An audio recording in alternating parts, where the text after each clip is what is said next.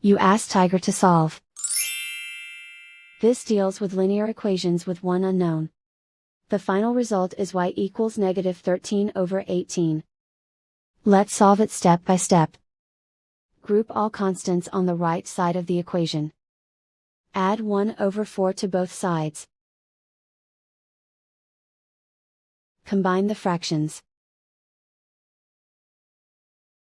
Combine the numerators. Reduce the zero numerator. Simplify the arithmetic. Find the lowest common denominator. Multiply the denominators. Multiply the numerators. Combine the fractions. Combine the numerators. Isolate the y.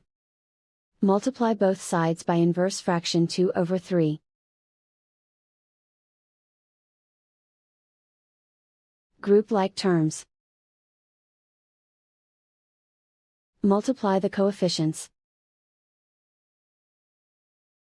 Simplify the fraction.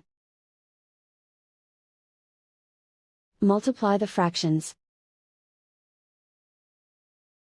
Simplify the arithmetic. And so the final result is y equals -13/18.